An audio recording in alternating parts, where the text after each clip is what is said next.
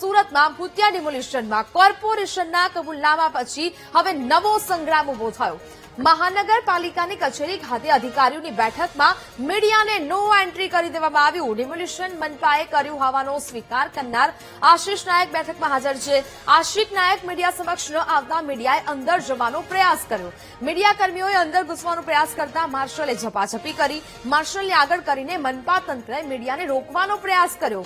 આજે 12 દિવસ પછી ડિમોલિશનનો સ્વીકાર કરનાર આશિષ નાયક હવે બેઠકમાં પહોંચી રહ્યા છે, પરંતુ મીડિયાને અંદર નથી પ્રવેશ આપવામાં આવી રહ્યો। સંવાદદાતા ધ્રુવ વધુ વિગતો સાથે લાઈવ જોડાયા છે। ધ્રુવ, હવે આખો આ સુરતમાં એસએમસી નો આખો કાંડ સામે આવ્યો છે। અત્યાર સુધી નથી જાણતા કરીને આખો ખેલ સામે આવ્યો, પરંતુ હવે જે મીટિંગો મળી રહી છે, બેઠકો મળી રહી છે, તેમાં મીડિયા પર કેમ પ્રવેશબંધી લગાવી દેવામાં આવી છે? ધ્રુવ,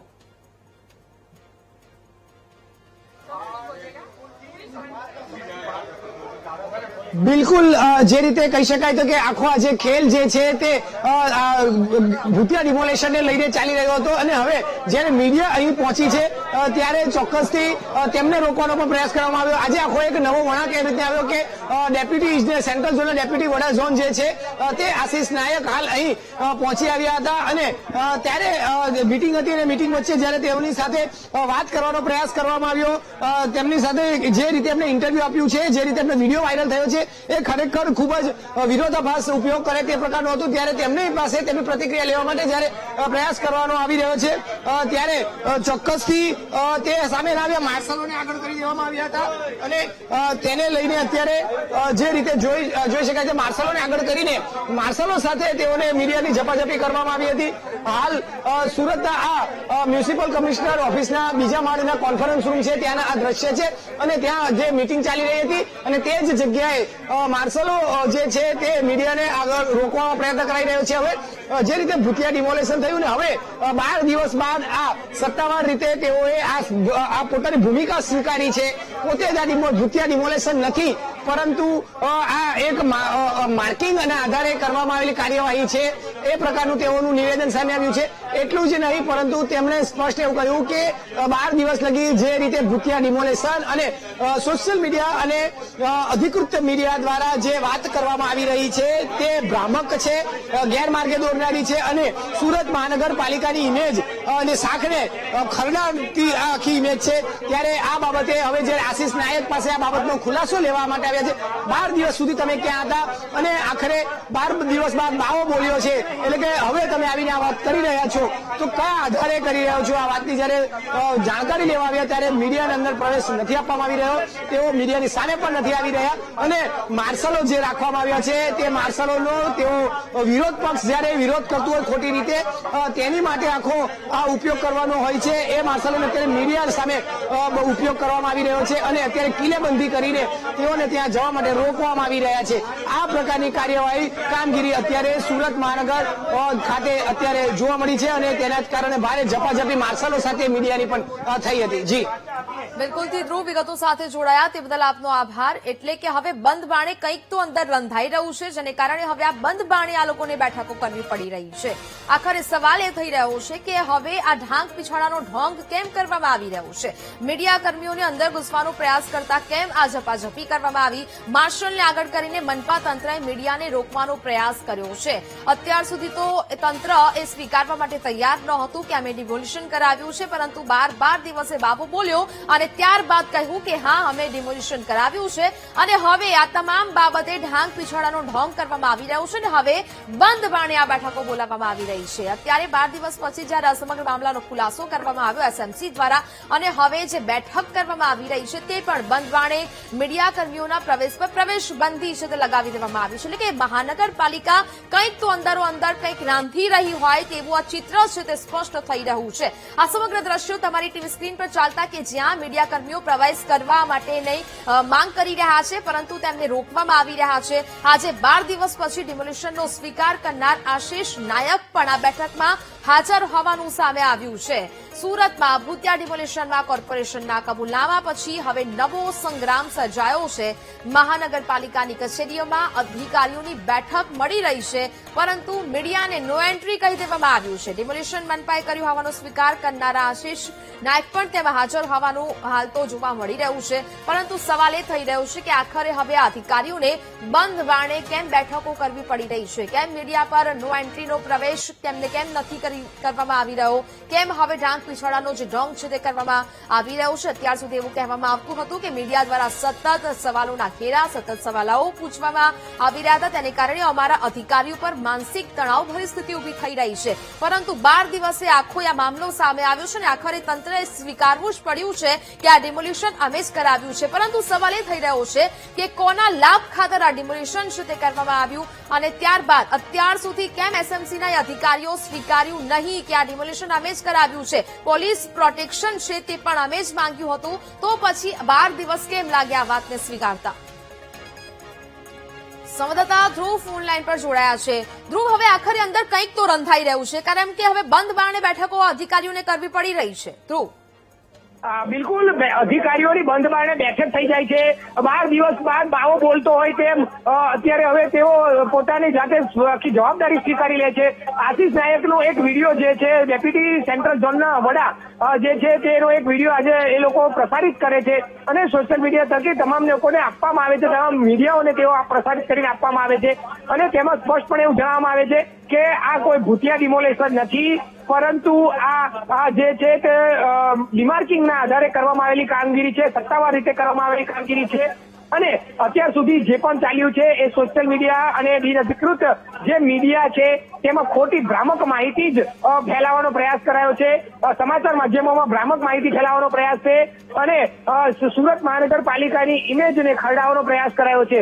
હકીકત આ પ્રકારની છે જ નહીં. જો હકીકત આ હતી જ નહીં તો પછી અગાઉ સેન્ટ્રલ ઝોનના અધિકારી જયાંગ રામજીવાલાએ વીટીવી સમક્ષ જ આ નિવેદન આપ્યું હતું કે અમારા કોઈ અધિકારી ત્યાં ઘટના સ્થળ પર ગયા નથી, અમારા કોઈ અધિકારીએ ડિમોલેશન કર્યું નથી, અમે કોઈ પોલીસ અધિકારીને બંદોબસ્ત માટે બોલાવ્યા નથી.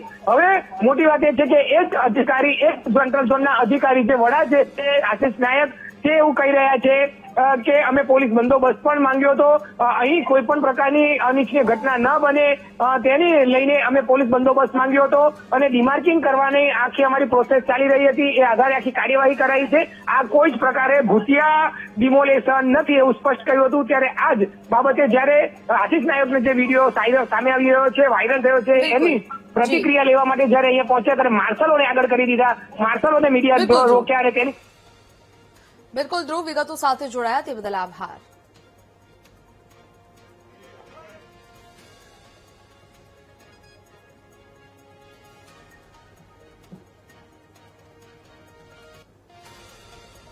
તો સુરતના ડિમોલિશન વિવાદમાં કાજલ હિન્દુસ્તાની અને ધારાસભ્ય વિનુ મોરડિયા સામસામે આવ્યા. નરસિંહનગરના ભૂતિયા ડિમોલિશન વિવાદમાં હિન્દુ એક્ટિવિસ્ટ કાજલ હિન્દુસ્તાનીની એન્ટ્રી થઈ. કતારગામના ધારાસભ્ય વિનુ મોરડિયા પર કાજલ હિન્દુસ્તાનીએ સવાલ ઉઠાવ્યા. વિનુ મોરડિયાએ ઘૂસણખોરોને સપોર્ટ કર્યો હોવાનો કાજલ હિન્દુસ્તાનીએ આક્ષેપ કર્યો. જે જગ્યાએ ડિમોલિશન થયું ત્યાં 500 ઝૂંપડા બનાવી દેવામાં આવ્યા હોવાની વાત કાજલ હિન્દુસ્તાનીએ કરી.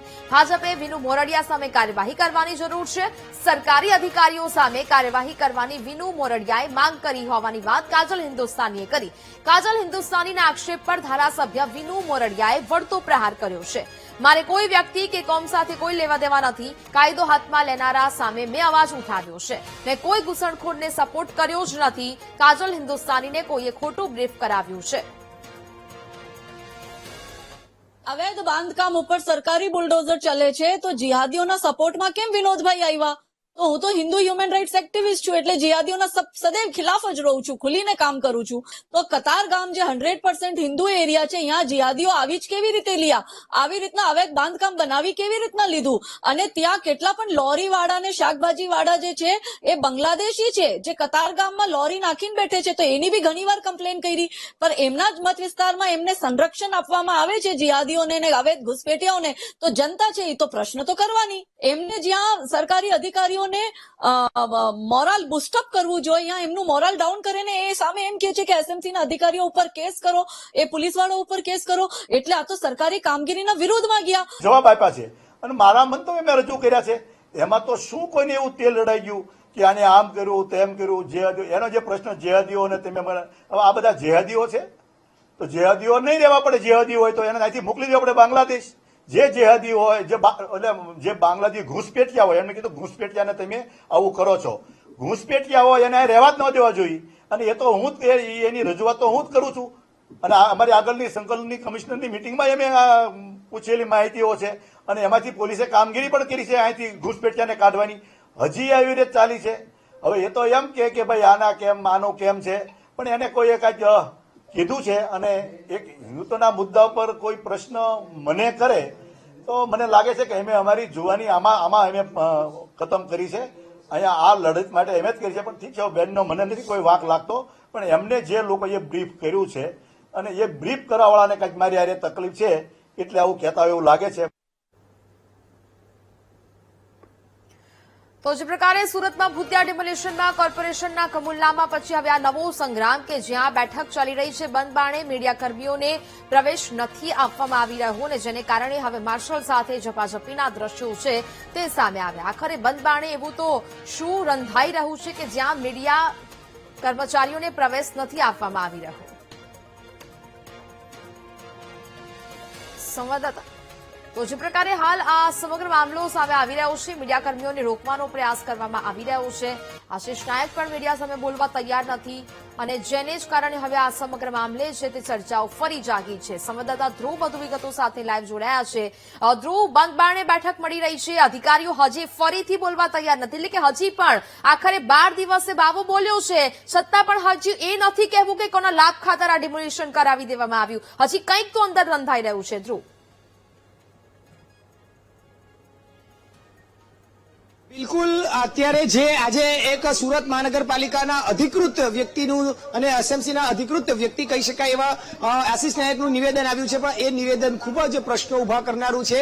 આખરે 12 દિવસ બાદ સત્તાવાર રીતે આ એક નિવેદન આવ્યું છે. 12 દિવસે બાવો બોલ્યો છે, એમાં ચોક્કસ એવું કહી શકાય કે કોકના ઈશારે આ બોલાવવામાં આવ્યું છે. હા, માનીએ છે જે એને વ્યક્તિએ વાત કરી છે એ ખરેખર જે સ્થળ ઉપર દેખાઈ હતી એ હકીકત હવે તેમને સ્વીકારી છે. 12 દિવસે બાવાએ આ હકીકત સ્વીકારી હોય તે પ્રકારનું જોવા મળ્યું છે.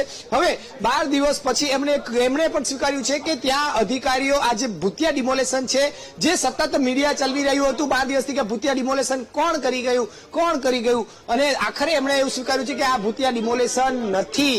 એટલે એ ચોક્કસ વાત છે કે આ ડિમોલેશન એ અધિકારીઓએ જ કર્યું છે. હવે વાત એ છે કે જયારે સુરતમાં આ જે જવાબદાર અધિકારી હતા સેન્ટ્રલ ઝોનના ઝોનલ અધિકારી જીયાંગ રામજીવાલા, એને જયારે વીટીવી દ્વારા સવાલ પૂછાયો ત્યારે એને સ્પષ્ટપણે એવું કહ્યું હતું કે અમે પાલિકાએ આ ડિમોલેશન નથી કર્યું. એટલું જ નહીં પરંતુ પોલીસ બંદોબસ્ત વિશે પૂછ્યું તો કે અમે પોલીસ બંદોબસ્ત મંગાવ્યો જ નથી. જેને પોલીસ બંદોબસ્ત મંગાવ્યો હોય એને જઈને પૂછો. આ સવાલ પોલીસને જઈને પૂછો, પોલીસ શા માટે આવી. અને હવે એના 4 દિવસ બાદ એ જ ઝોનના ઝોનલ અધિકારી એટલે ઝોનલ વડાનું નિવેદન સામે આવે છે અને એવું કહે છે કે આ કોઈ ભૂતિયા ડિમોલેશન નથી, આ કોઈ જે પોલીસ બંદોબસ્ત છે તે પણ અમે જ મંગાવ્યો હતો, કોઈ અનિચ્છનીય ઘટના ન બને તેને લઈને. હવે આ જયારે નિવેદન આવ્યું છે ત્યારે સુરતમાં વીટીવીની ટીમ અને મીડિયા જયારે આ જ અધિકારી પાસે સવાલ પૂછવા માટે પહોંચ્યું હતું અને ત્યારે ખબર પડી કે અત્યારે તેઓને અહીં જે અધિકારી જે જગ્યાએ છે કે ત્યાં સવાલ પૂછી શકાય તો ત્યાં માર્શલોને આગળ કરી દેવામાં આવ્યા છે અને હજુ પણ મીડિયાથી સામે આવીને જે સવાલોના જવાબો મીડિયા પાસે છે, સવાલો જે છે એના જવાબ લેવા માટે જે મીડિયા પાસે જવું છે તે નથી આપી રહી હતા.